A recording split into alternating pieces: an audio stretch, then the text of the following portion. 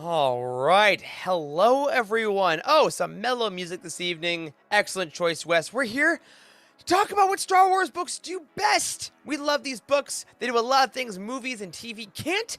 So we're excited for that conversation. We're excited to see all of you in the chat. We hope you had a great Thanksgiving week, or at least a good weekend if you had to work more. But we're here. We got some topics. We got one brief announcement, and we got Wes running everything, talking about everything, and punching it. Martin!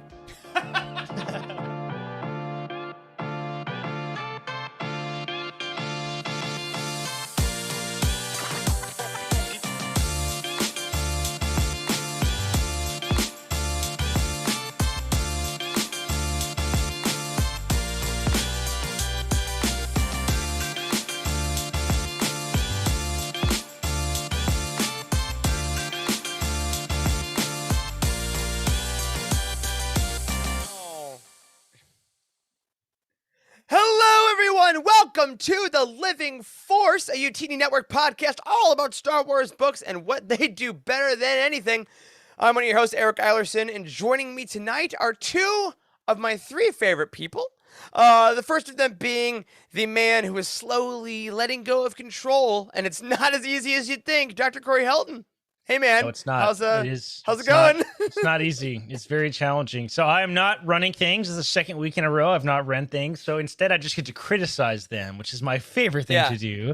So and by run things, you mean like you're like changing the scenes, adjusting the video elements. Wes has always like changed the scenes and stuff. But I ran it from my computer, so I could, I hear all the changes, and I'm just I'm particular about everything because I'm a freaking weirdo. So. But it's okay. I'm relinquishing control. You know what else I'm relinquishing control of? Not the ability to make transitions happen, because I'm not good at that. But I want to talk about that. I got to test out my camper this weekend. Oh yes, okay. Let's talk about the glory of your camper, although it's slightly less glorious than Wes Jenkins, who is still here. One more. Hey guys, I got all these different things. You just give me a second. No. Oh, it's on me again. No. There's a dog in the background. Hello, dog. Hello, everyone. Yes, I am the master and commander of this podcast, and I should have been a long, long time ago, but now I decided to take the reins back here the past couple of weeks. I hope everybody had a great Thanksgiving. Had fun with their family and had a bunch of turkey and pie and whatnot, and so glad to be back to talk about Star Wars with everybody. Absolutely. And we already got some great folks in the chat, including our very own Dr. Charles Henkel, who is at the hospital tonight, saving lives, doing the good work, and reading Throne Ascendancy Lesser Evil. Roundtable in 2 weeks. Don't worry, Charles, you're going to do great. But Corey, as you said, you last week we told people about how you took your camper to a Zaxby's, and you had some fun meeting your fellow man. But this week, there was a maiden voyage, like for real. I did, yeah. Maiden voyage this past weekend for Thanksgiving. Had a couple of days off from work, so Caitlin and I went to Asheville for 4 days, Asheville, North Carolina. It's about an hour and a half from us, and this was the first big truck in the camper, right? So we pulled it with the 4Runner. Had no difficulties pulling it. That was a big fear of mine, that I wasn't going to pull it over those huge mountains you have to drive over to get to Asheville. But it went really well, and everything worked fairly well. We only had 3 major catastrophes, but everything else worked great. We had a hot shower, and it was the most luxurious camping trip we've ever been on. It does not feel like we were camping. So, I'm excited to have it done. You can keep following the rest of the build progress, though, because my videos are a little behind, and that's on my YouTube channel, docandmental.com. No, just YouTube. Your other YouTube channel. You have a website as well? I do have a website as well. It's DIYcargotrailer.com. Be sure to smash that like and subscribe button and hit that little notification bell. Now! For this show. That's right.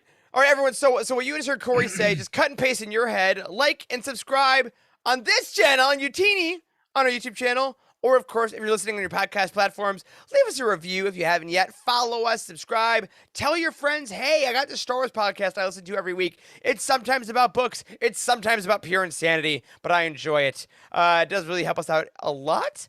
Wes, you did mention earlier that last week was Thanksgiving, and like we said, I hope everyone had a great Thanksgiving. I did get to go home to Michigan and see my family. Last week, we did not get to meet because of the pandemic. We stayed away for Thanksgiving, Christmas, so this was our first big family holiday return. And it was pretty great. The turkey was delicious. My cousin carved it like a champ. It was just a really nice, like 24-hour time, which I think is the perfect time for a home trip. It was in, hang out, see everyone, watch the Cowboys lose, unfortunately, and then come out. And then my mom visited Chicago for the first time. She had never come by herself to my apartment, so I got to like show her my neighborhood and take her to a play. And yeah, it was really nice. I was very thankful. Was it 30 degrees like it is today, like in Chicago? Ish. It was in the 40s. It was in like the 30s and 40s. Chicago is absolutely in our winter chill, but we're having a good time. It was a great weekend. She left on Saturday, so Sunday I got to watch football all day and play Halo, as is now what I do with my life. And I know you're all wondering, I might be on my way to a fantasy win this week. Because here's what I need, folks, as you're watching the show. Tonight, I need Antonio Gibson to get 6 points, and I will beat James. James, who just lost Christian McCaffrey to IR yesterday, is only beating me by 6 points. So stay tuned, everyone. I'll probably lose, but that's the fantasy football update. Wes, how are you doing? How was your week? I have a 0% chance on the sleeper app of beating Timothy this week. He has 100. It literally says 0, and he has a 100% chance of winning. So it's like my weeks usually. Pretty much. I don't think I'm gonna make the playoffs, Okay. This No, whole season it's not gonna be sucks. good. I don't know what's wrong with it. We are so invested. I was like, I'm gonna make this league, and I am dead last. I'm dead last, everyone. So know that even if you love something, you can still be really bad at it, and that's what passion's all about. But what passion is more about is about supporting the things you love. But no one supports us more than our Patreon community. So we want to say a thank you to all of our patrons. We hope that, again, you are enjoying that Attack of the Clones commentary we did. Rogue One is coming your way in December. And as we promised, if we hit our next goal, which is $20 away, which is our Revenge of the Sith commentary, we will be getting both of those out to you before the Christmas holiday. So look forward to those. We're going to be getting together this week to finalize the time to get that Rogue One video out for you, because you want to see our faces react, which is great. I'll just have to put on my lights again. But we really do appreciate all our support over on patreon.com/Youtini, youtini.com/Patreon. We hope you're enjoying the extra shows. We hope you're enjoying things like Ghost Crew, things like Star Wars Archives not on a delay, things like Faves, all the extra content you get that's not on a 3-month delay. And of course, if you don't have any money to spare, which is totally fine, or you're making those go a little more towards the holiday shopping, all of our Patreon shows, except for Ghost Crew, are available 3 months after release. So enjoy those. All right, now it is time for the Star Wars Weekly Roundup. Wes, do it. It's the Star Wars Weekly Roundup. Can't hear Very anything. anticlimactic. All right, there we go. For the first time in a while, that wasn't in my ears. So usually it goes Weekly Roundup, which is what you all just heard. Anyway, very brief Star Wars Weekly Roundup. Not a ton of Star Wars news this week, which I gotta say is fine. There's a lot coming our way in the next month. But we did get an announcement today from our friends over at Del Rey. Tempest Runner, the audio drama that gave us things like Dooku Jedi Lost and Dr. Aphra, which you see next to me, will now be seen next to me in the future, because we're getting what we all assumed was coming, a hardcover release of Tempest Runner. There it is. Look at that. It's the cover. It's exactly the same as the audio drama, but longer. You know, I really have like super fond memories of this audio drama for some reason. Like every time I see the cover, I'm reminded of how much I really personally enjoyed it. And I don't know that I like properly hyped it up as much as I did when we talked about it, but like I remember this book really, really well for some reason. Like it just stands out in my mind as being like one of the most memorable experiences of the High Republic so far, which is really interesting. And it's especially awesome too, because this is going to have like one of my critiques of it in our roundtables, which again, if you haven't listened to our roundtable episodes, they're full spoilers, but we did go through this entire audio drama in full. One of my things was getting a little confused on which person was talking now and then, and this absolutely fixes it. Because if you've never read an audio drama script before, he reaches naturally to his bookshelf. They look like this. This is Dooku Jedi Lost. They are just a script. So as opposed to listening to it, it goes character line, like you're reading a play or a film script. So we love these. I'm so excited it's coming. And it's coming in March, which honestly given the supply chain delays and demands, things like that, I'm pretty impressed Yeah, that they were able to Yeah, greenlight that and do For that. sure. that For is sure. pretty quick turnaround when they say they let it release this week, and then you have about basically a 4-month time to print all of that. So supply chains are Love it. tough. I live it every day, but It's we're it's getting not through it. the best. However, if you want to order that, say it. Emma had a great I'm sorry, comment. Emma, in the chat, someone coughing to their mic reminded me of the experience of listening to it. Oh, man. Tempest Runner, bronchitis, a Star Wars story. As our Blizzard Force Toast said. That's what he sounded like the whole friggin' time. Oh, man. But of course, you can pre-order that now. Bronchitis, a Star Wars story. Tempest Runner, the audio drama. The script book is available. It sounds like a Spaceballs title eventually, doesn't it? Like Spaceballs, the flamethrower, Tempest Yes, Runner, it the does. audiobook, the script will be on the Youtini.com release schedule. It's coming March 1st. So by that point, you'll be all caught up with the end of Phase 1 of the High Republic. You'll know what happens at that point. So maybe you'll need something a little more familiar to kind of calm you down and ease your suffering. But what is the opposite of suffering? Or maybe the definition of suffering is the next thing that I wanted to just highlight, which was something that I did not expect in the Macy's Day Parade.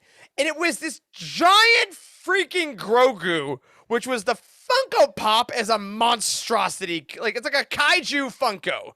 And like this picture we have on screen here, it looks like a bunch of the citizens of New York are trying to take it down. Like there are like the little what's that? What is that? Gulliver's Travels, where Gulliver's they Travels, but it's yeah, Grogu. That's what it does look like. It's exactly what it looks like. He's coming It's to so take interesting. little people over is what this is. Yeah, this is pretty interesting. I mean, they always have something Star Wars themed at the Macy's Day Parade, but this is a Funko. It's kind of odd choice. Yeah, Odd choice. And I thought it was interesting because, like, me and some of the folks in our Toy Talk Slack channel and us on the Discord and the Collections channel and a lot of us on Twitter, we love the Star Wars Funkos. But there's no secret that they've made maybe a few too many Grogu Funkos. There's just a lot of those. And if that's what you want, that's awesome. Happy for you. But the fact that the Star Wars person, like you said, Corey, in the Macy's Day Thanksgiving Parade is not a character necessarily. It is specifically a representation of a Funko of Grogu. So that is the most popular character in Star Wars, y'all. The Funko Do they of make Grogu. do they make their money back from like the labor and the materials of making that Grogu in Funko Pops that they're going to sell us holiday No, season? this is a yeah. flex. This is a flex 100% of just being like, Oh, look, yeah. we have a Macy's Day Parade. It's a Funko. Suck it. Absolutely. Oh, and as Angelia said, they did put the little silver ball in front of him in the parade, so he was always like reaching okay. for it. Very No, cute, very good. I don't think we have a picture of it, but they also did that sort of weird VR thing. Are we going to talk about that? Oh at all? yeah, so there was the alien from the Tales from Galaxy's Edge VR game was also a float or a balloon. I get those confused. Well, it wasn't real though, right? It was like, was it physical or was it a VR thing? I thought somebody it was in the- physical, but now I'm somebody questioning in it. Somebody in the chat All tell right, us. so somebody in the chat tell us, because I saw mixed things about this. I saw online somewhere that it wasn't actually a float; it was a VR experience of the float. But I don't know if I'm wrong about that. I didn't actually watch the parade. Is that what an NFT is? Oh no, don't even. No, Eric. An NFT is when you buy the pixels of the VR experience of the float in VR. That's what Got it it. is. So next week, welcome to the NFTies Really simple, 2021. The NFTs of floats that you can buy are astronomically expensive. Wait, is that a real thing? It's a real thing, and they're like $30,000 to like $300,000 people are paying for. They're paying That's for these ridiculous. images of floats that they can, I guess, buy. And I'm not they're at all like surprised that you know this, hundreds Wes. of thousands of dollars. Yo, because you it can infuriates me. commission- That's why I watch stuff that just makes me upset. Just commission artists. Go on Twitter. Go to Jake Bartok. Go to Zuri Art. Commission a portrait of something you love and pay an independent artist, and it will be way cheaper than an NFT, and it actually will be a one-of-a-kind thing. Anyway, it's not about NFTs. It's about Star Wars. One last thing about Star Wars. That's not an NFT. It is something about the High Republic. We did mention, obviously, Tempest Runner is coming in a physical form, but in just over a month from tonight, we are getting the end of Phase 1, We're getting Wave 3 of Phase 1 of the High Republic, and to get you all caught up, we here at Youtini will be putting out content within the month. We got, I believe, at least a written guide and a video guide coming up to kind of get you all caught up on things you missed. But if you want to look right now, over at StarWars.com, we did want to plug, they put up a High Republic Phase 1 guide if you go to their news channel. Or news site, sorry. Over on StarWars.com, they do have an official one. So if you want to catch up and you don't have time to reread Rising Storm or read them all for the first time and you just want to jump right in, highly recommend go to StarWars.com and check that out today. And then, of course, go to, link in the doobly-doo below. Check it out, Wes. Great job. Thanks. Hashtag Vlogbrothers. Love it all. And, of course, if you want to buy those books, head on over to the Youtini.com release schedule. You can get the Tempest Runner hardcover, but you can also get the High Republic The Fallen Star on January 4th and the High Republic Mission to Disaster on January 4th. And, of course, get those pre-orders in now because, Wes, what is the big problem? Supply chains are running out of stuff. There it is. Remember the supply chain. The stuff. And good news, guys. Everyone in shipping says it will last to at least 2023. All right. So moving on. That's a real thing. We have 2 book reviews. We do not have Charles tonight, but we do have a couple book reviews we wanted to highlight. So let's see. Great. Who wants to go first? We had have a 2. we had a rotary phone that went off. Like, wait a second, what's that? Charles. Here, buddy. Go ahead and read the book review. All right, Charles, you call my cell phone, and I'll put you on speakerphone and hold you up next to the microphone because I know our listeners love bad audio quality. That's their favorite thing in the world. Well, they want good audio quality. So, Wes, let's have you read Javier's review of Master and Apprentice. All right. Javier gave Master and Apprentice by Claudia Gray 5 stars and called it a must-read. I can't believe it. Claudia Gray does an amazing job telling a very slow-paced story about the relationship between Qui-Gon and Obi-Wan. Every time I read the dialogue, I could imagine them speaking it. This book, it's a must for every Star Wars fan. It has all the heart and Star Wars needs. So yes, 100% agree. Such a good book, and there's a twist in there that I'm not going to spoil for anybody. All right. He's learned. Review. Very good. Very good. I love it when people talk about stories having heart. That's a really good way to describe that, like that book. It's what Jimmy Oh McGinty my says God, Shane Charles Falco needs. is absolutely Charles is on. calling. Put him on. Put him on. Wait, is this the first time caller? Hello, you are live on the Living Force. Hey, long-time listener, first-time caller. Yes. What's your question? My question is for Wes. Why does he think that he can do my job? Corey put me up to it. Oh my God. Corey made you do it? That's your answer? Oh, man, this was. I'm enjoying the show. I won't interrupt anymore. Have fun. Bye, buddy. Wow. I swear to God, that was not planned or scripted. That happened live. You saw it here. Yeah, as opposed to the rest of the my show, God. which is meticulously scripted. Yeah. Yeah, you're right. All right, just for that, Corey, compose yourself after that ruthless takedown by Dr. Charles Hagel. Let's tell us what Jesse thought about Heir to the Empire. All right, that was very good, Charles. Thank you for the laugh. Amazing. It's almost better when you're not on the show, quite frankly. Oh, another phone call, you say? Oh man, he just like starts playing like copyright filled music and just gets it pulled. Yeah, very good. That would be it. All right. Jesse read Heir to the Empire by Timothy Zahn, and he titled it Truly Held Up to the Hype. It's a good title. All right. I haven't read any books the past couple months, and wow, what a great choice it was for me to choose Heir to the Empire as my return to reading. For some context, I have read a few canon books, now that I think about it, only E.K. Johnson's, and I loved them. And I have read a couple of Legends books years ago. Kenobi, which I need to reread, because even though I loved it, I was 12 and don't remember a lot about it. And Darth Vader, Dark Lord of the Sith, which I don't remember much either. But essentially, that's a James Luceno novel, by the way. But essentially, this was my reintroduction into Legends, and I couldn't be happier. Every aspect of the book was a hit for me, from the story, the characters, the pace, and the beautiful descriptions. If I had to choose a favorite part of the book, it would have to be the characters. Both the original and new characters were great, with Thrawn and Mara Jade being clear standouts, in my opinion. And while I absolutely love Thrawn and his tactical genius, I really gravitated towards Mara. Minor spoilers ahead, so please skip to the next paragraph if you want to avoid them. or if you're listening, just like pause for a Skip, second. like, But 30 Heir of the seconds. Empire is like 30 years old, so you're a little late to the spoiler game. All right, here we It's go. not canon. I know. Her where are we at? Her immense, and I truly mean immense, hatred for Luke is so interesting. And as you learn more about her, you begin to piece things together. And while not everything about her character is revealed, you're able to infer a lot with what is, which is part of the fun. As you read more, her emotions become more conflicting, which really makes her a compelling character, which left me dying to return her perspective despite my enjoyment of all the other characters too. Moving on from Mara, all the original characters felt natural and accurate to film versions, which is great. And the different perspectives throughout add a lot of dimensions to an already in-depth story. Sorry for my mini thesis, but this book far surpassed my decently high expectations and has really made me passionate. I've already began Dark Force Rising thanks to the wonderful ending to such an incredible book. To all those who haven't read Heir to the Empire, please read it, for it's truly deserving of its place in the Foundational Five and its constant praise. Very good, very good, very good. Excellent review. And I as I was putting it together, I wanted that review specifically because I totally agree about the Mara thing.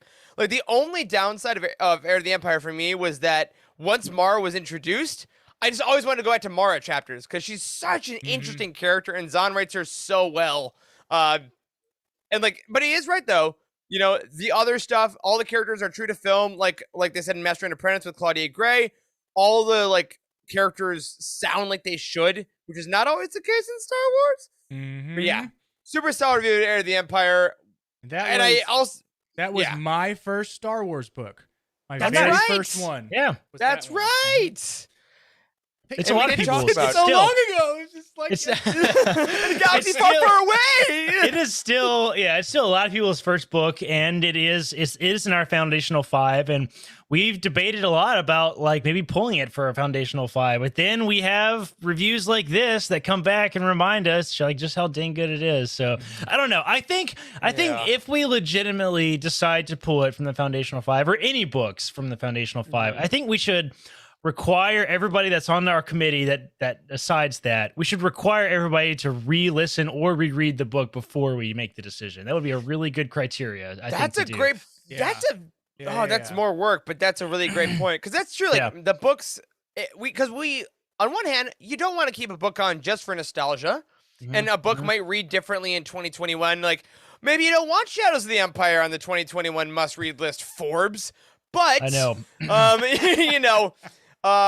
Yeah, because we don't want to expand too far because the whole point of the 5 is that it is concise and it's not intimidating. But anyway, more to come. That'll be 2022. That's one of the big projects, is redefining that. And all of y'all, there's already Cheryl. Yes, we know you'd be very upset with us. And Endar makes a good point. Is it more work or is it more awesome to read more Star Wars books? It's both. Yeah. All right. On that though, some of these books do things that no other books can do. Heir to the Empire does some things that films simply can't. And we're going to talk all about that. But before we do, we're going to take a really quick break. We're going to let you see some clips from our other incredible live shows on the Youtini network. And when we come back, let's talk about all the parts of Star Wars books that make them so unique. See you in a bit.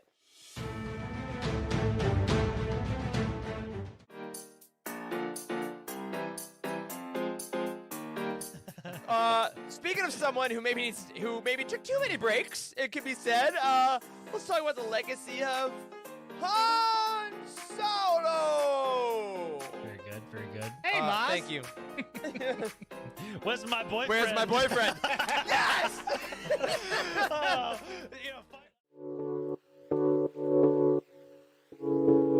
I did, however, find a full-page image of a Rancor drawn by Cam Kennedy. All right, here we go. Impadajoyo Spran, just to prove to you that I'm not making this up. See if I can get it up close enough to the camera. You see him there, looking in his Bali self. It's like if Buzz Lightyear met BB-8 in Jedi form. That's like what that looks Well, like. That's nice. Expensive. And then omnibuses, because they only print these once. So I got technically Are I you can gonna have flex, the huh? I got the entire KOTOR series in collected. It's just in a hardback. And it's- autograph. yeah, it's right? I was also gonna say, signed by show- John Jackson flex. Miller. So If you're gonna flex completely and show off the autograph too.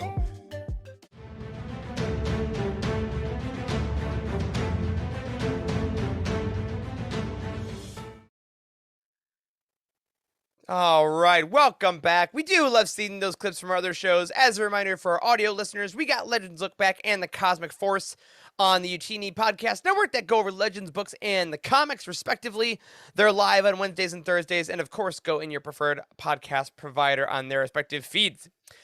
So, before we get into our main topic of tonight's show, I missed a plug earlier, which is a shame because we've talked about it for 2 weeks. Youtini.gifts is still going. That's Youtini.gifts is still going live for all your holiday shopping needs. It went live last week, and as we said, it is a curated gift guide. You go category by category, get the people on your wish list all set. We actually just pulled names for our Youtini Company Secret Santa today, and I would imagine some of us may use that site. I didn't actually think about that till this exact moment, but I was like, you know what? If I'm buying Star Wars stuff for insert name here. Emma said she already bought something. Didn't she say she bought the ring? Emma! I think she bought the ring off the site. Yeah. Of course she did. There's a whole cool section on book lovers. And dude, I want, scroll up a little bit, Wes. I want these freaking book ends so bad. The AT-AT book ends. Oh my God. I want these so bad. These are sick. I love this. Caitlin likes the Death Star ones better, but I want the bookends. But seriously, these are really, really cool. Etsy has so much good stuff, and we link some of our favorite stuff on the website, so check it out. Youtini.gifts. Support us, support independent creators, and just have a great holiday season. That's right. All right, so for our main show tonight, we wanted to talk about, with all the great things like The Mandalorian, which shirt I'm rocking right now, the Book of Boba Fett coming out, the new films that I assume will someday be made if they're not all canceled. There are a lot of ways that we can enjoy Star Wars growing up, right? Obviously, the film started all. Obviously, the TV shows have kind of stepped into the limelight nowadays, but there's still a lot of things that books can do that you just simply can't do in other parts of Star Wars. But before we get into that, guys, I wanted to pose a question to you.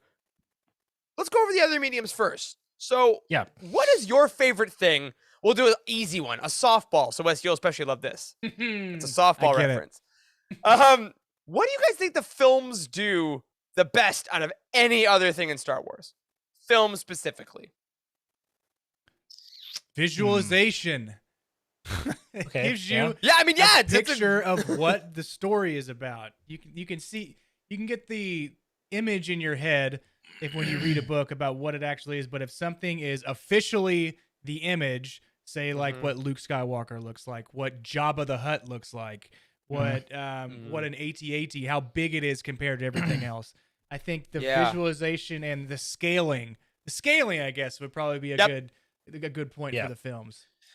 Yeah, I was gonna say that I was trying to think of a clever answer to this question, like not just like what is better about the films than books, but you know, something that books have never truly really been able to capture in the Star Wars universe is establishing the state of the galaxy. Right? Oh, interesting. So like let's talk about the High Republic is a good example. Yeah, right? Sure. We have a ton of High Republic books already and comics and other visual mediums, right? It's not even just the visualization. We have other visual mediums. Yeah. And I still don't really feel like we have a really great understanding of like what the state of the galaxy is. Like it still feels small in a weird way. But like you have the prequels where they show like Coruscant and it's vast, huge planet, and you can just you suddenly have all the context clues you need just by the couple seconds of what's on screen, right? And we're kind of missing that in books. And I found that to be the case, you know, kind of throughout all the books. Even in Legends, where we establish all this really complex political structure, it's still hard to establish kind of the state of the galaxy. So I feel like the films are able to like set the scene and also like move the major story forward in a way that like the books are not really able to do, I guess. Totally. I like all that. I also want to get some from the chat. We got a couple. Those are really great. Stephanie Mack, of course, says one that we'd all agree with. John Williams music. 100%. Like, we do get it in the books, but when it's repurposed, right? Which is great.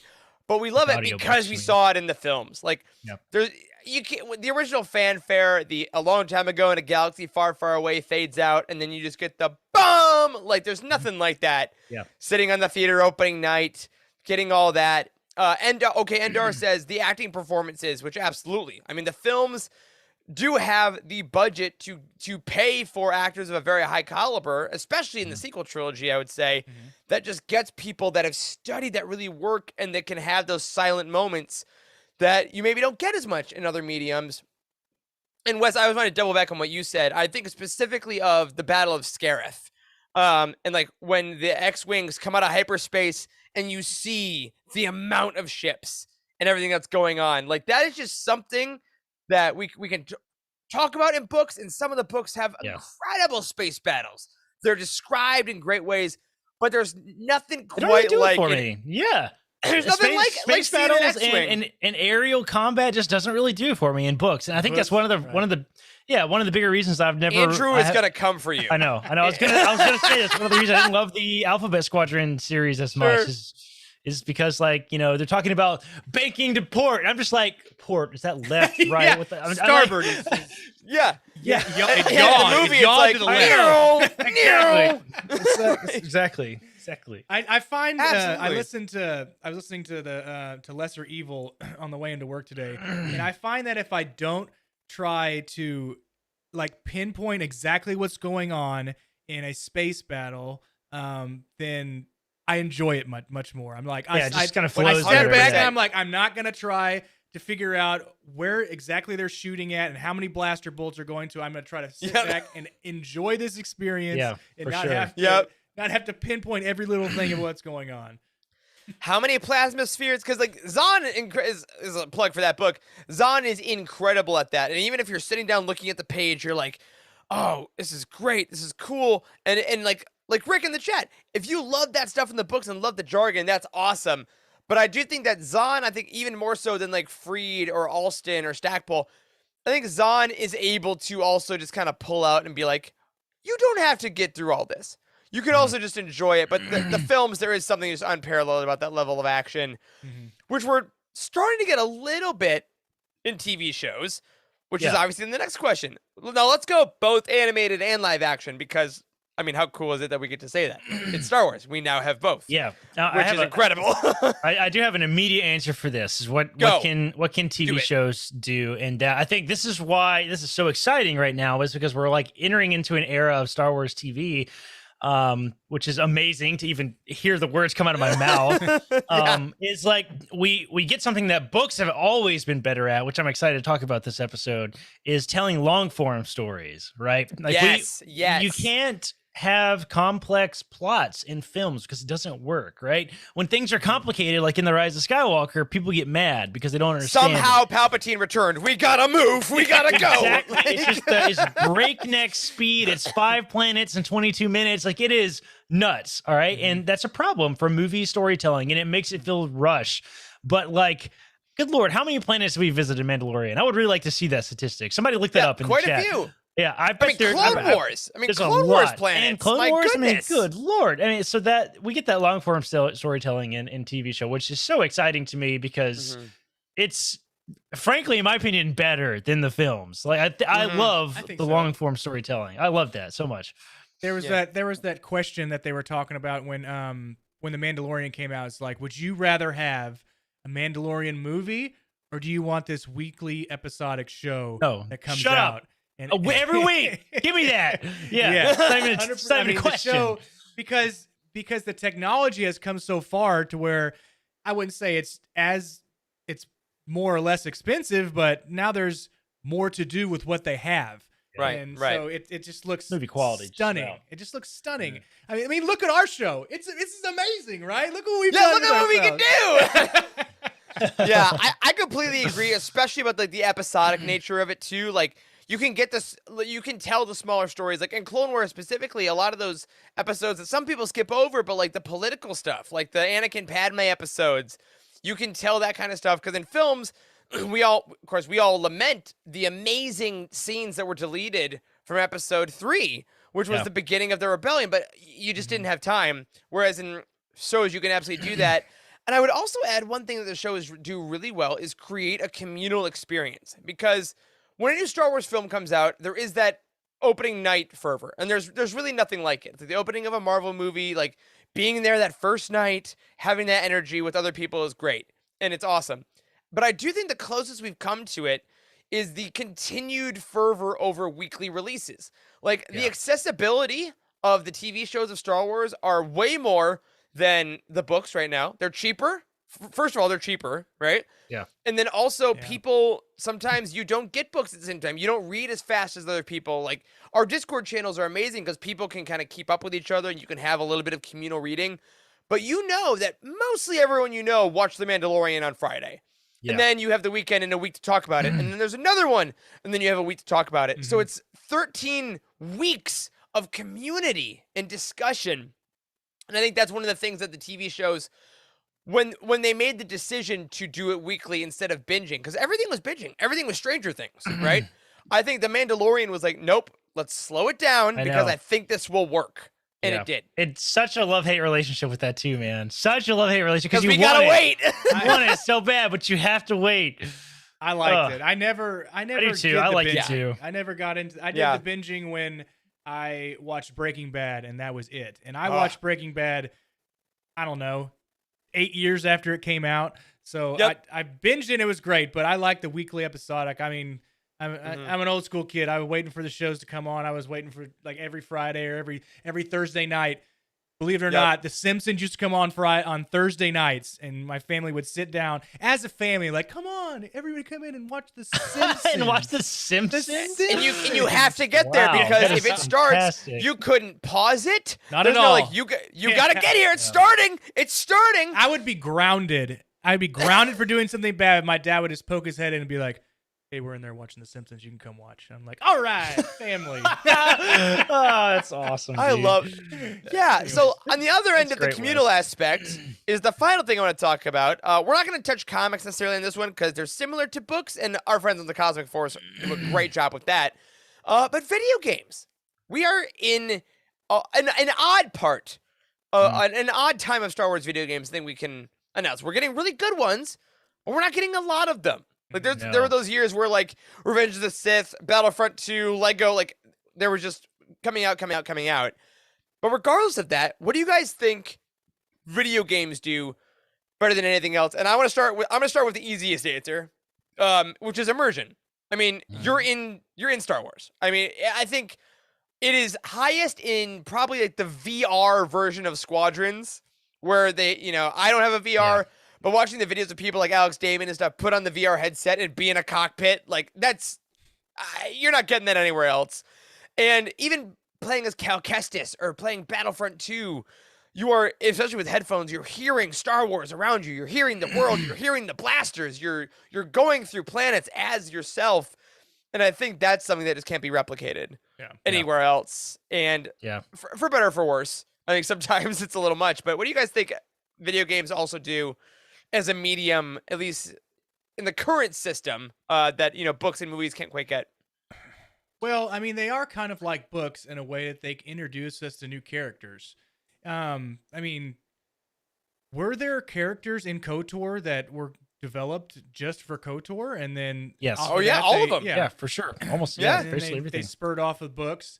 Cal Kestis, like you said, for and then, man, there was. What, Dark Force Rising? There is. Was Kyle Katarn invented for the video games or not? I don't know the answer to that. I think actually. so. Legends. Let's see where they show up. But yeah, I mean, like they have a lot of new characters are brought about, and then they're introduced into other things in a lot of books. They're put into books after they are video games. So, but I mean, there's no other better answer than immersion, Eric. I mean, you took the easy one. Thanks a lot. I did take the easy way out there. I guess the last thing I would add to the video game thing that we get two things came to mind. First is kind of along the same lines as immersion, is like you get to like the first person element, I guess, of Star Wars video games, right?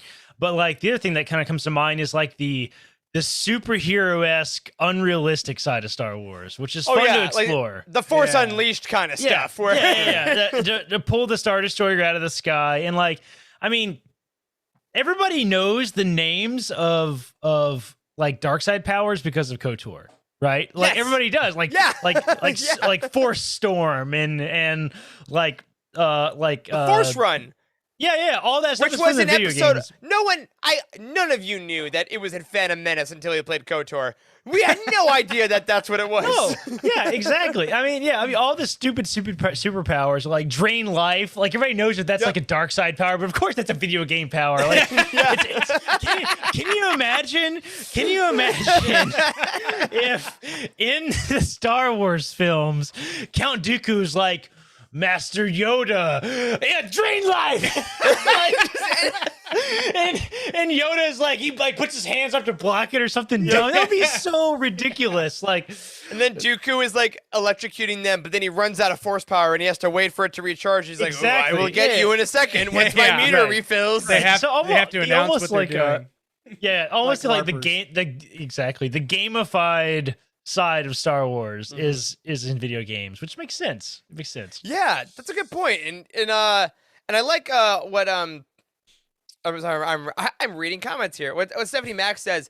It's long form immersive storytelling in games too. You get more out of it the more you choose to put into it, and I think that applies both to multiplayer games like Battlefront and to single player games. Because there's planets that I love purely because of Battlefront. Because like I've been around them so much, so when they show up in the movies or show up in books, I'm like, oh, I've been here. I get this. I know what this feels like. Or like Han Solo has a DL-44 blaster. How do you know that? Well, because I had to put it on in Battlefront. 100%. I forgot about that. Yeah, the only reason I know any of the names of the guns is because of Battlefront. Exactly. And then, like the single player games, especially if you're really bad, because you have to keep playing it over and over and over again, and then you get lost on Zepho and you're there for a day and a half, and so you get to learn all the names of the creatures that kill you, and you have to go back and change up, and then the names of the ships, and then like the different ponchos that you can get, and it's all from Jedi Fallen Order, but still. Youtini game nights on Friday evenings. Check them out on our YouTube channel.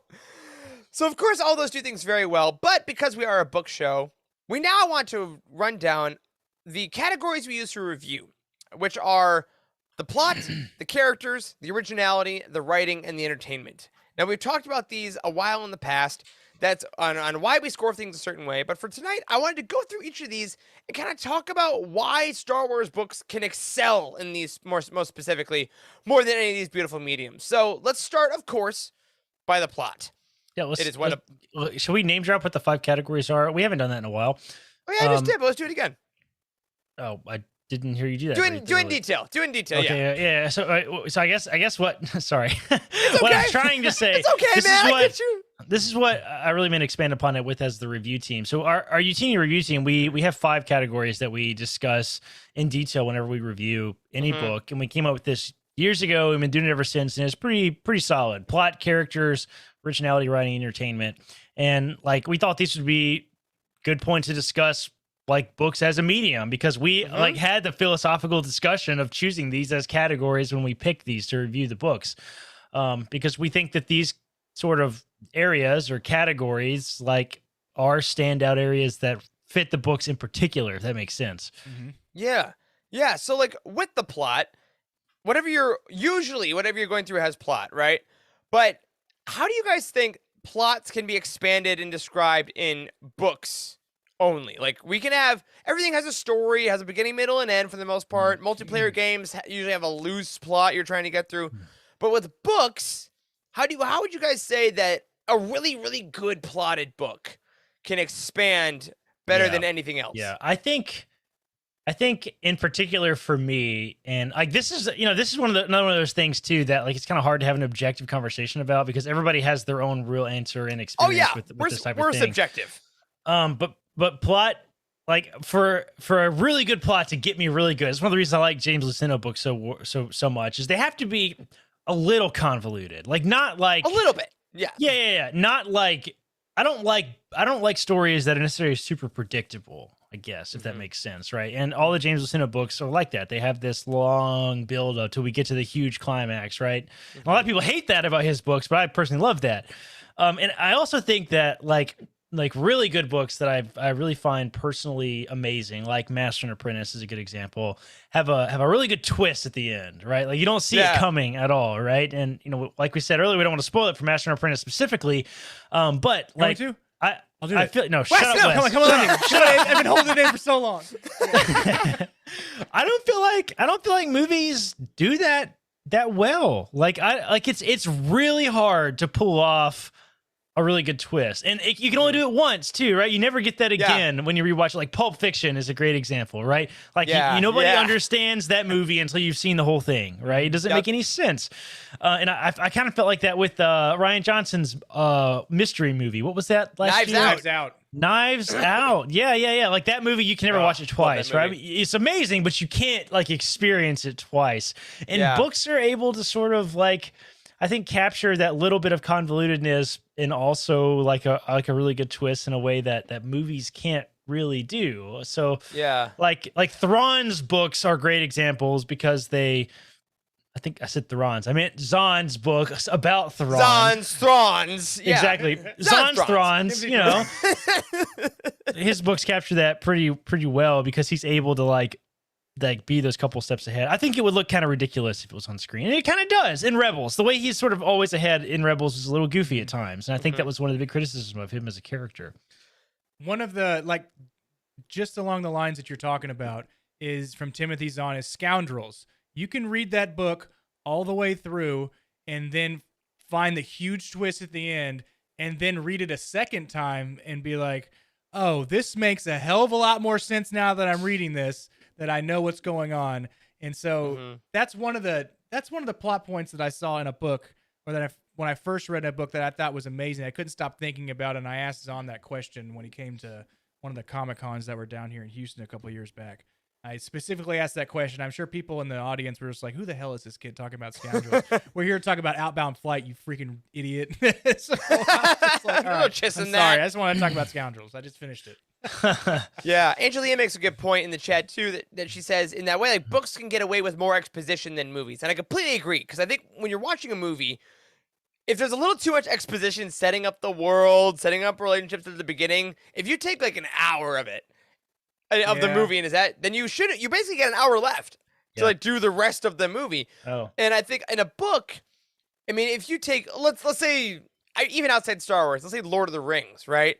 I mean, there are pages and pages of descriptions of the food and the environments, but books can do that, and they can really make you feel invested in the place. And I think a lot of good Star Wars books that are plot driven, because we talk about plot driven and character driven a bit on this show, and I think if a book is more plot driven, it's more about that world. It is more like the Thrawn Ascendancy trilogy, I would say, that is telling you about what's going on in that part of the galaxy. And by the end, you really intimately know the planets. You know the political structures. You know the galactic makeup of something. And I think that Star Wars books and books as a whole just really do a great job with expanding the scope of what you know about a place. Like fans of movies, as I am, I love movies. And this is not an anti-movie, anti-show podcast, to be clear. No, we hate movies. We specifically the Star Wars movies. Well, yeah, those obviously, they're all bad. We're all shills from Disney. But other people, like when you're a fan of movies, you get to go into so many cool behind the scenes things.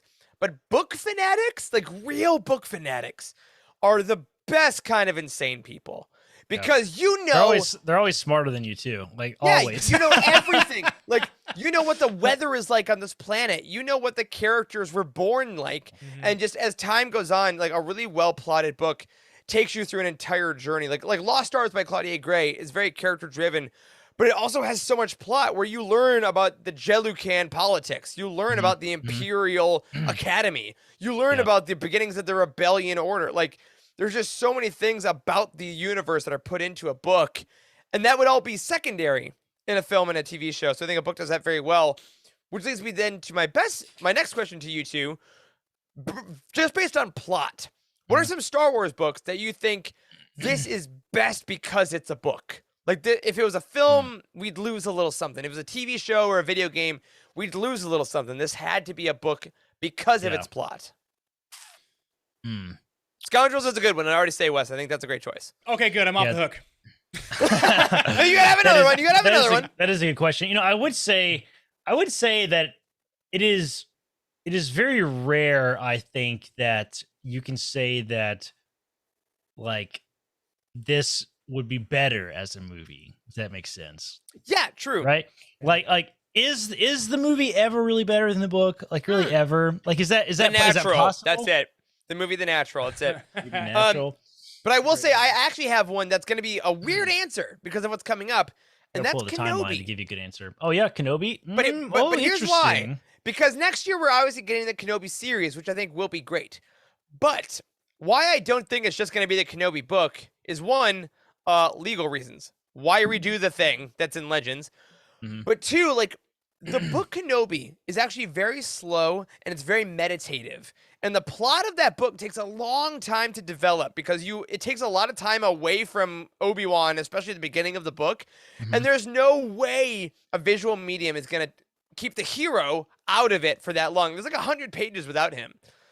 And I think that the book taking that time to establish that plot and establish that world is really something that I think only could have been done in that book. And I think the show's going to be spectacular. It might be my favorite TV show ever made. But I don't think it can do what that book did in the same way. That's fair. You know, I have a good answer. I don't think that any of the audio dramas would work as films at all. At all. Ooh. Yeah, which is interesting That's because they are kind of plays in a way. Yeah, but they're like, a different medium still. Like they move at a pretty quick pace. Like, can you imagine Dooku Jedi Lost with how we were bouncing between the narrator and like in the flashbacks? That would be really hard to pull off as a film. And you know that actually brings up a good point. Is the whole flashback flash forward is really hard to pull off. There are very few movies that do it really well. The Godfather, right? There's very few movies that do it well, right? Very good movie, And you have to spend a lot of time in the flashbacks, right? You can't jump around in a good pace. I feel like so. You know, a lot of pacing ideas in general, I think, just generally work better in books, like for sure. I love that. And I want to touch on the flashbacks again a lot in our writing section as well, because I got a couple specifics I want to hit there. But let's go to our character section, our section that honestly in our reviews lately we write about quite a bit, because a lot of canon especially is very character focused, which means that we're basically reading the book because we want to see the evolution of the characters. What they do is very good, but it is still secondary to the journey they go on. And a lot of independent films are like that, right? That like lower budget, because frankly you can't film as many like chase scenes and things like that. You just want to see the person and the journey they go on. And I think books, I think this is the most obvious advantage books have, because you're inside the mind of characters. Like you get the subconscious, and unless it's Blade Runner with like the voiceover, depending on which cut you watch, I have only watched the final cut without the voiceover. That's my little nerd shame. I think that films and TV, you just can't quite get to that level of intimacy that you can reading a book while inside a character's head. Yeah, I could see that. Yeah. For sure. I think this is a good example for Queen's Hope, Queen's Peril, Queen's Shadow for Padme. Yes. That whole trilogy. Yeah, go ahead. That's a great it's a great character driven trilogy, because we finally get to see, we see a lot more in these books from where Padme started and up until where she ended. But I didn't want to draw that out. Sorry. But, so we find out about the Handmaidens. A lot of it is about the Handmaidens. We saw a little bit of the Handmaidens that when I first watched the movie, maybe all of us watched the movie, didn't really pay that much attention to. We saw yes, they have she has these handmaidens and they have these names, but this book made us want to watch the movie again to get to interact with these characters that we haven't seen before. And then it helps build up Padme as this young queen that takes over Naboo, and then goes on to be a senator, and then goes on to ultimately to her demise. But still, it has a lot more. Yeah, it has a lot more information. Definitely, we get in all three books too. It wasn't just like a little bit here, a lot more in the second book. Not sure about the third one yet, but we'll see. But I think that the Queen's Shadow. What do you call it? Queen's Trilogy. The Queen's Trilogy, I guess we'll call it. The Queen's Trilogy is a great. Yeah, it's a great. We've decided. Great idea for. It's a great character-driven trilogy that I guess would probably be on the top of my list for characters in Star Wars to begin with. I mean, they have, we also have. I mean, Thrawn has 3,800 books, of course, and naturally so he gets his own character. But I mean, Darth Vader. But Padme is the start of it, right? She is the start of what began with the Skywalker saga. Yeah, that's a great example of that. And I want to hit on something that Stephanie said in the chat, and then Angelia said in the chat. Stephanie Mack brings up Dark Disciple, which is a book that every time we bring it up, everyone goes, "Oh yeah, Dark Disciple." And I think that book really did a great job with Quinlan Vos and Asajj Ventress in a way that, even though they had some animation ties, and it was originally going to be a Clone Wars series of episodes, the book allowed it to get a lot more intimate, and it allowed you to see a lot more of the various sides of the character. Because even if they're in public and they're acting a certain way, with a book, you can take a second to retreat back into their mind and really know what they're thinking, especially with Asajj, especially with Ventress. So I love that. And of course, the memories chapters, as Angelia says, from the Throne Ascendancy books are something that you couldn't put in a film or a TV show because, yeah, they're flashbacks to an extent, but they're inserted in such an interesting way that are basically exposition machines through character. So it's plot through character in a flashback in the middle of a novel, and Timothy Zahn's a madman is basically what I'm saying. So I love those examples, and I love that it doesn't just have to be inner monologue in italics. It can also just be taking these moments to really examine what characters are thinking in the book as opposed to in a film or TV show. Yeah, I feel like the books can sort of capture the. I'm not going to word this correctly. It's going to be great. My therapist wife could put this into words for me. I wish that she could just like speak for me sometimes. I feel like books can properly capture the sort of complexity of emotions and feelings and sensations of like what's happening around them in a way that doesn't really.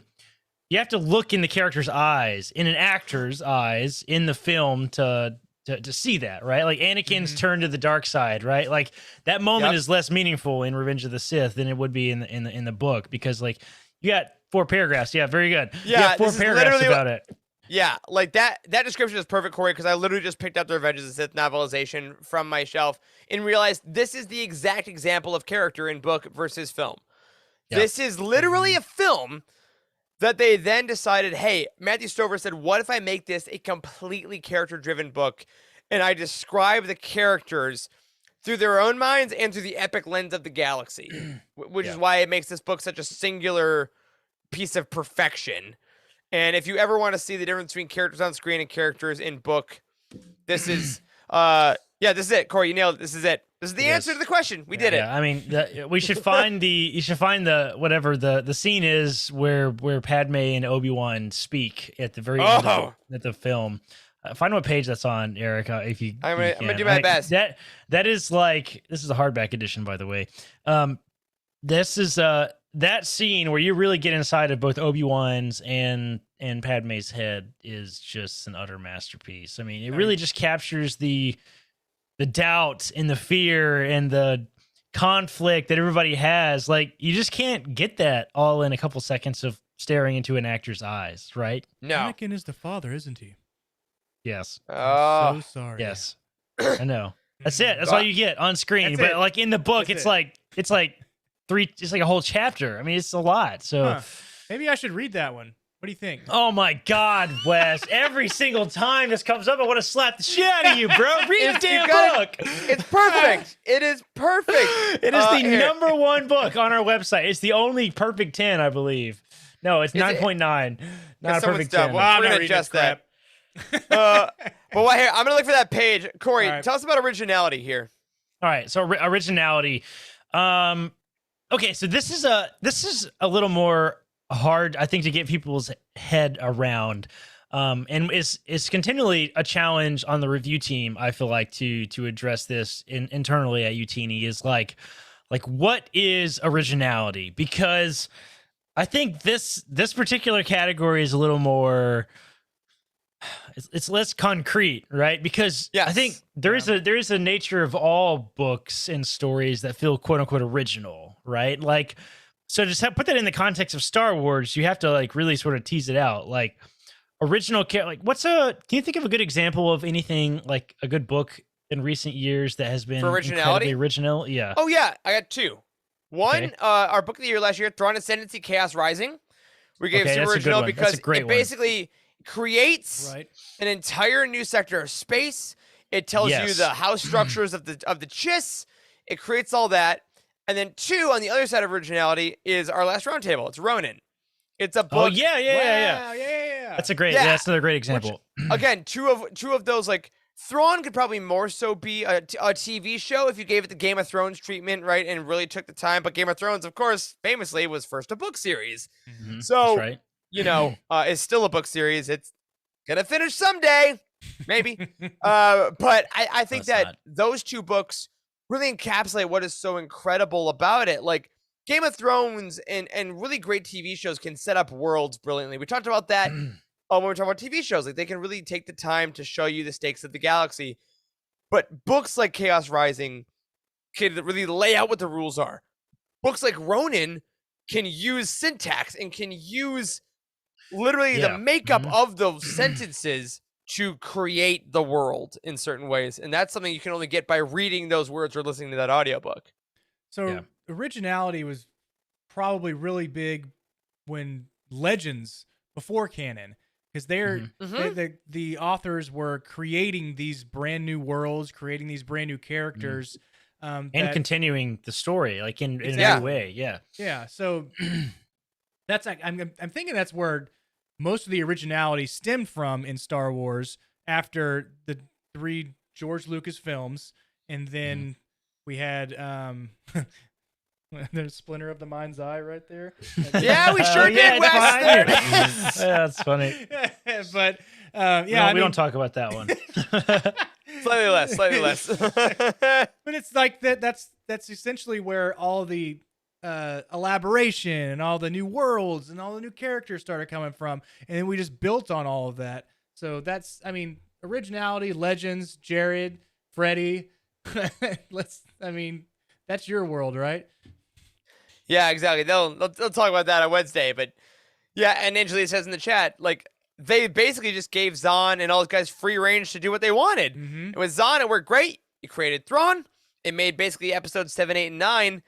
And then with others, you know, it worked out fine. And then you had a 28 novel series that was all about bugs and aliens. And like, you know, it was still very original. But again, you can take those risks in a book because you can really just take the time to flesh out whatever you want. And I think that's really incredibly cool. And I mean, if you're looking for new ones that have that, I got to say Chaos Rising and Ronin, just top of my list. For sure. So then this one's a little less obvious than others, but I think it'll make sense because writing. Now, we do forget, I think, sometimes that films and TV shows are also written, right? There are screenwriters that literally have to write everything that's said. So they have to write just like novel writers do, but novel writers obviously have a little more control. They are literally crafting not only the dialogue, they are crafting what's going on around everybody. They are describing the scenery. They have an unlimited budget in their imagination. They don't have to work with a scenic artist to make sure they can create that. And I think that's where books have the advantage over any other medium, is that in visual mediums, there are astounding artists. And we can talk about blank checks all we want, but there's always a check. There is always a person that has to make the thing digitally or physically you're talking about. So you can't at some point have a million things. Whereas the Sith in Legends, if you're writing a book, they can do anything. You can eat planets. You can have millions of soldiers. Like your budget for your imagination has no bounds. Yeah. And I think that's where the writing, the authors that really realize that they have a magic wand that can do absolutely anything, is kind of the best way to do that. So it's so funny that we talk about writing in the context of all mediums too, right? We're always talking about, oh, the writing in that film was just not very good. It's like, But did you read it though? Like, it's like, how do you, like, how do we? It's like we always have like a really weird, mixed up, like conception of writing. I think this is another one of those that's pretty hard to grasp. I think as a review team is like, as someone who doesn't do it. yeah. It's like if you're, and let's be clear, we do have some pretty dang educated folks on the Youtini team in regards to literature and writing and professional writers and all that good stuff. But is a smart. The three of us, not really. Let's be honest. Like, yeah, including me, the guy who writes all the reviews. Nothing. Right. We just don't have, Charles and I are doctors. Eric writes all this stuff. Wes is a freaking professional businessman that I found out had an MBA literally right before this podcast started. Like incredible. I'm smart. we don't have literature backgrounds at all, right? So to grasp what good writing is kind of hard, I think, to get your head around if it's not something you're educated in. I think Yeah. so. But there are ways to like see it. And real quick, Angelia in the chat did my job for me. Page 230 of the Revenge of the Sith novelization is that Anakin is the Padme Obi-Wan scene. So shout out to that. Wes, go ahead. I was just gonna say, every time I write like the Twitter messages for what our a show's gonna be about in the morning, or some of the descriptions of the podcast, all I think about is some of the people on the writing team are like, good Lord, what is he doing? I know. Every time I write anything for the website or anything, I just get the writing team to look at it and just like rip it to shreds. Just do it. I know it's awful. Just freaking do it. Because writing is an absolutely hard thing, and I think that's one thing I want to talk about with a couple of specific books from you guys. I think we've all read Star Wars books that feel like auditions to write a film, right? Where the author is like, I want someone at Lucasfilm to read this book, and if they like it, then they'll let me write a movie. And I think it's kind of hard to describe, but when you read it, you're like, okay, you're setting up things, and it feels more like they would rather be doing that. Yeah. And I think it's happened less lately. I think that a lot of modern Star Wars writers are plucked as novel writers, like they actually write novels, and now they're in Star Wars because of that. But what are some books for you guys that really just feel like, oh, you wanted this to be a book, and it was a book? Anything by James Luceno. I know I keep bringing that up, but like, no, it's like right. It's James right, Luceno's writing is very much literature focused. Like yes, that man. I don't think they could let that man write a film. I think it would be 4 hours long. Like, seriously. Yeah. And A23 presents James Luceno's, or A24 presents James Luceno's Star Wars film. Yeah, exactly. Yeah. So the other thing I was gonna say is like, don't take all the good ones. I totally lost it. Wes, come in. All You right. jump in. Wes, What do you go. got? Mine would Jump be, on in. I would love it to be a movie. I would love it to be an 8-hour long. I would be the Godfather series. What I'd like it to be, but the Bane trilogy. The Bane trilogy to me is books. You have to read that. You have to take in like the way Bane starts out and the way he uses his anger and everything, and he goes to and he learns the rule of two, and he takes on the other Sith, and he goes to the temple, and I'm just ruining everything for everybody. I'm sorry, but it's such a great trilogy. But it definitely has to be read. I mean, if you watched it on screen, you would miss so much that's in that entire trilogy. That I mean, then someone would ask you, "Oh, you watched the movie? Did you read the books?" Because that's kind of what my hang up is on Dune. Like, I don't want to watch Dune because I feel I'm gonna miss out because I have this 800-page book in my other room. The writing is so harsh. good. It's harsh though. Dune.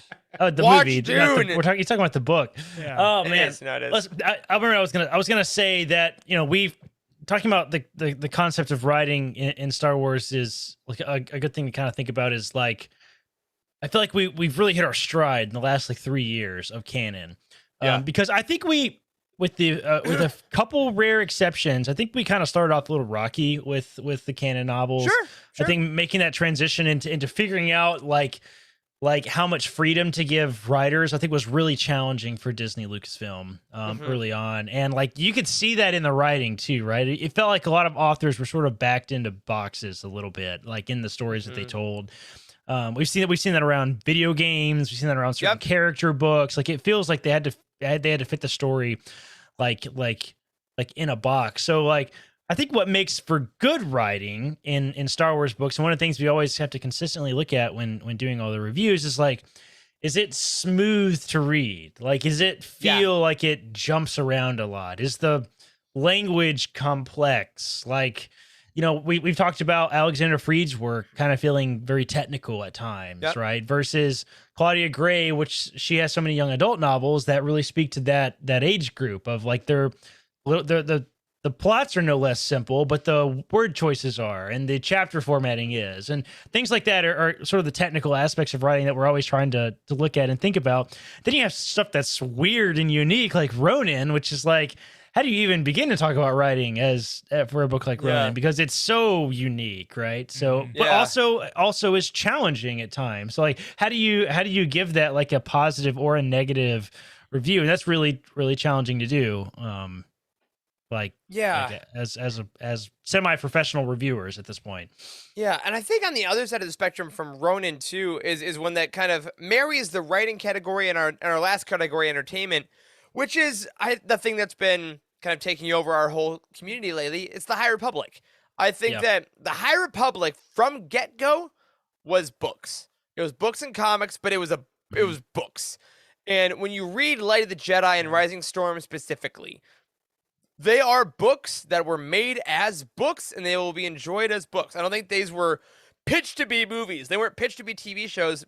And Charles Soule and Kevin Scott write them as entertaining novels. Like the words they use fill you with entertainment and exhilaration, and even the cadence in which they write are being used to give you the mental image, not because they're like, oh, if this was a movie, this is how it would look. It's like, no, this is the book and this is how it looks, and you can see it because they write it so specifically.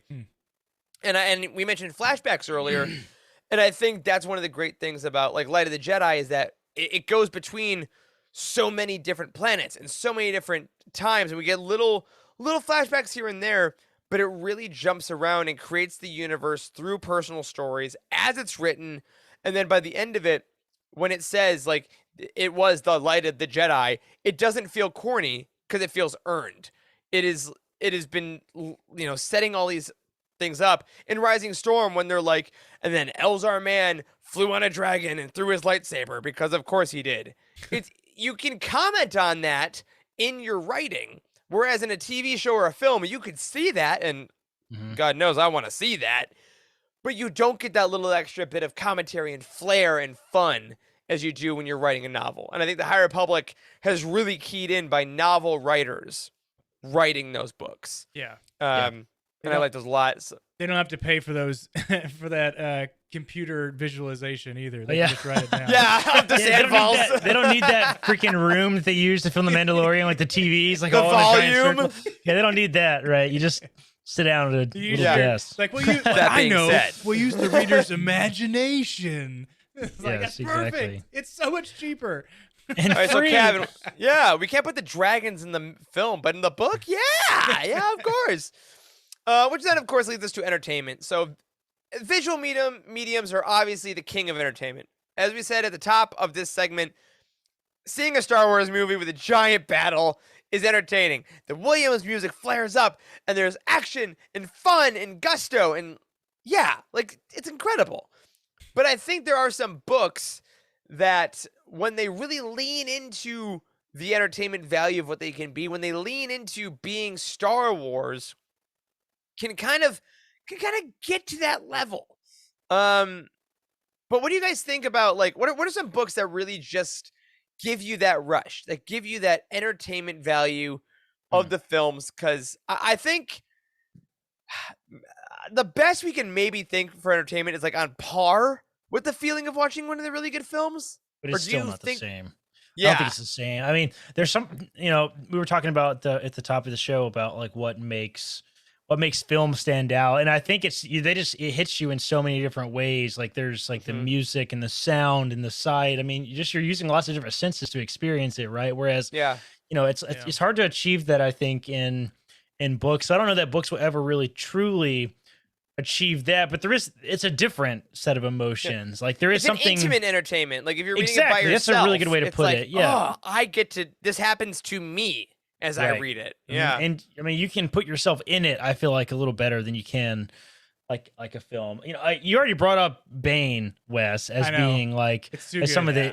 the most entertaining, and it really is. I think there's so many things that have to keep to stay at high points for a book to be truly entertaining. The sort of flow of the hero's journey and a climax followed by the pit of despair, then additional Yeah. climax. Like it's like all the way the story flows is really, really important to keep you entertained, I think. And like there are so many entertaining Star Wars books that there are certainly some that stand out more so than others. One Yeah. one way to help you get more entertained by reading a book, if you're not entertained already, is a thing that Maggie does. I do it as well. Is you buy the book and you read along with the audiobook. As Yep. long as it's unabridged, you have that background music, you have those sound effects, you have the different character voices if Mark Thompson's reading it. So That's right. it helps out. I think I'm doing that right now with Lesser Evil. And it really does help out a lot with I guess seeing characters in a different light just by the different voice that they've been given, and also by pronouncing the name of the person that's on there helps out a Sure. lot too, and the Yeah. worlds and the vehicles and everything. So that's one like neat hack or a tip is if you're kind of feeling, I don't know, where books aren't really as entertaining as they used to be or something along those lines, throw in the audio book and read along with it. It's like somebody reading it to you. It's great. I love it. Yeah, there's a single book that I've heard helps with that more than any other, and it's a book that I think becomes one of the most entertaining books and trilogies that I've ever read, and it's the Aftermath Trilogy. This is a book series that is written in a cadence unlike any other book, and a lot of people have a really hard time keying into it, especially in the first book, but by the time you get to the second and third, the entertainment is so epic and the scale is galactic. It's the end. It's the finale. It's Return of the Jedi. It's Revenge of the Sith. It is these giant third chapter battles, and from what I've heard, because it has a different syntax that makes it hard to read sometimes, the audiobooks really kind of let people key in, especially to the first novel. And I think that if you're looking for things that have that galactic scale, like Corey, you said at the beginning, like sometimes books have a tough time kind of setting the stakes of the universe. The Aftermath Trilogy takes the stakes from Return of the Jedi directly, so you kind of already know what's happening, and then adds in that multi-battle, multi-front, multi-character kind of thing by the end of the third book. And once you've read those three books, once you've kind of inserted yourself into those battles, into those character relationships, it becomes truly one of the most entertaining experiences I've had reading a Star Wars book.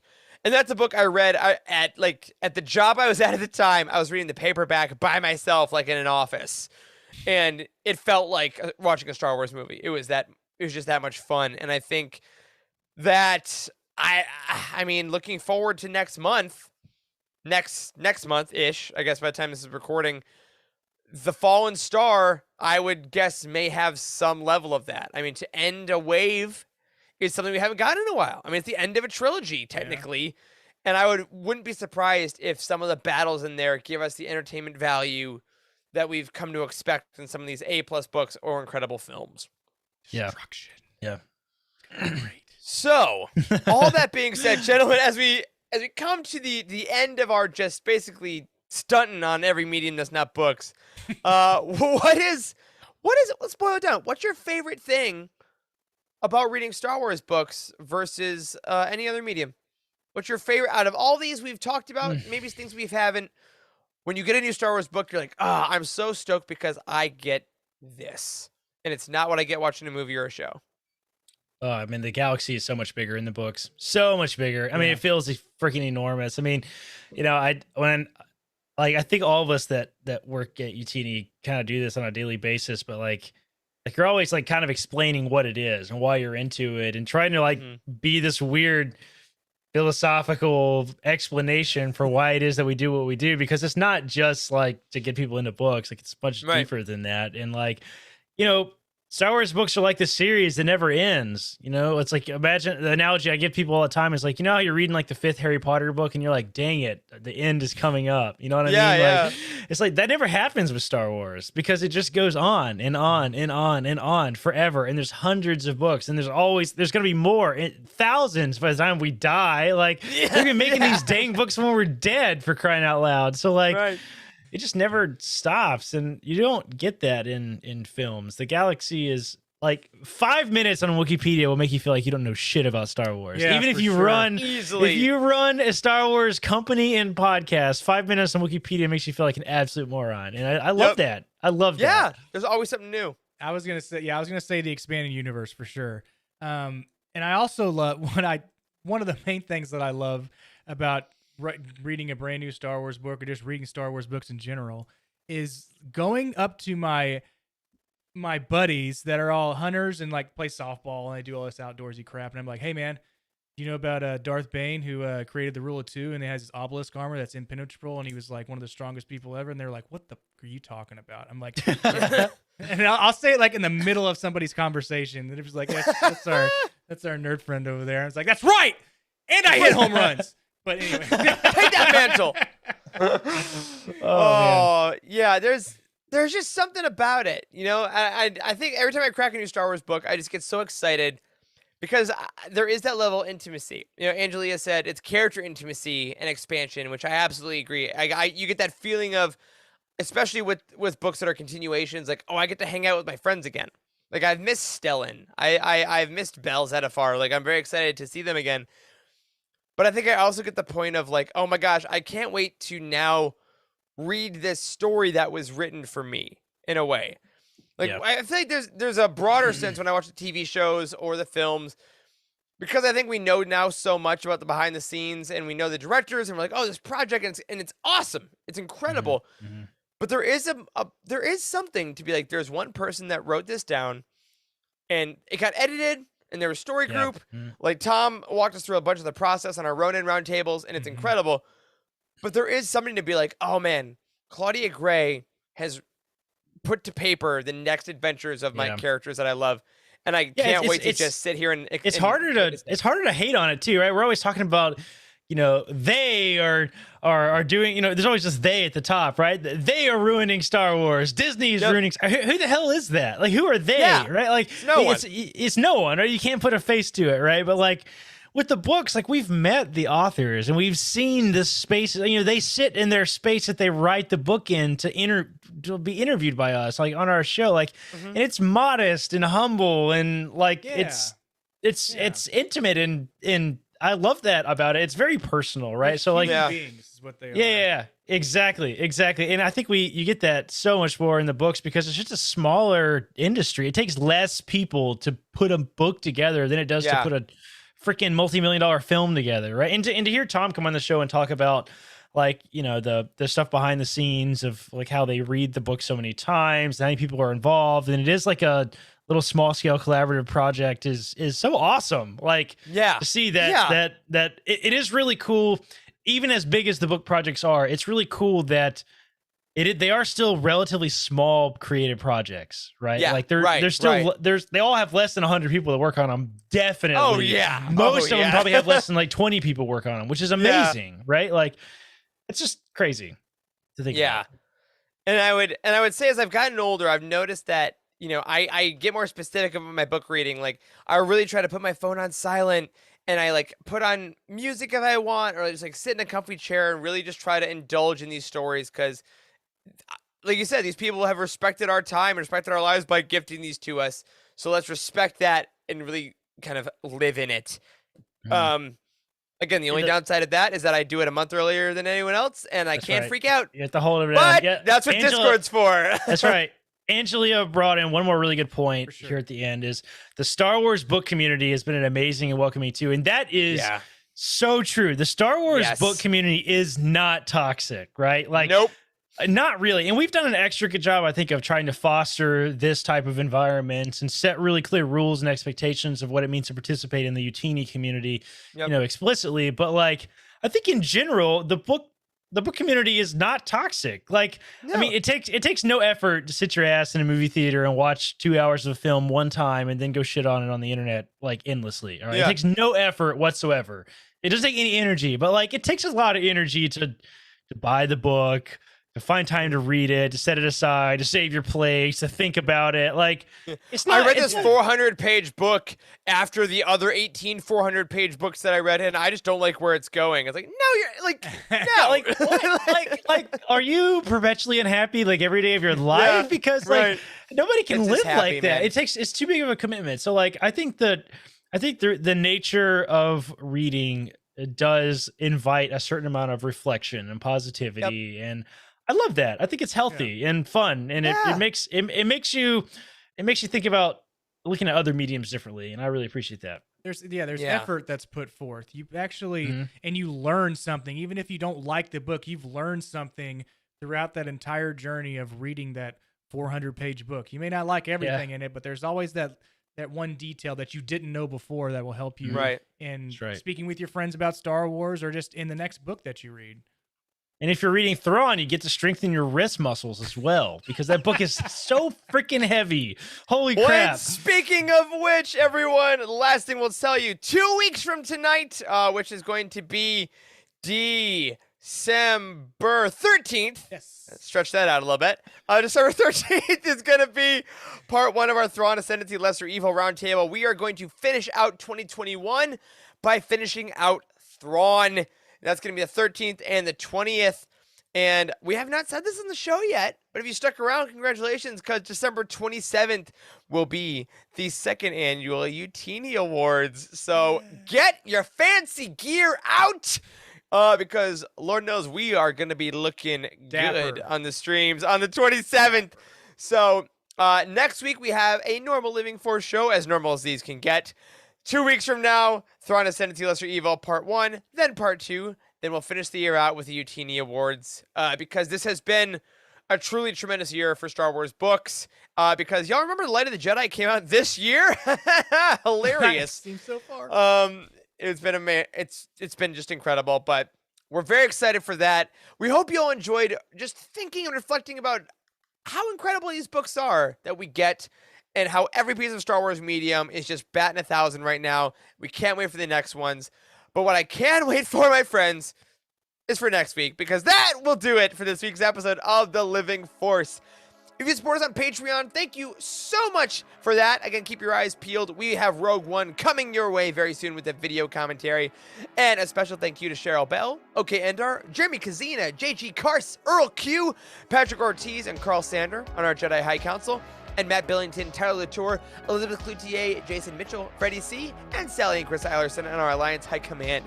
You can find us on Twitter. The show is at Living Force Pod. I am at Eric Eilerson. Corey is at Doc Star Wars MD. Wes is at Boss Wes. And Charles is at The Hospital, who is also at C. Hankel. A special thank you to Matt Davenport, our amazing editor, Ryan, our graphic designer extraordinaire, and Wes, our producer and community manager. Thanks to Corey and Wes and Charles in the chat for podcasting tonight. Thanks to all of you for watching and listening. And as always, may the Force be with you.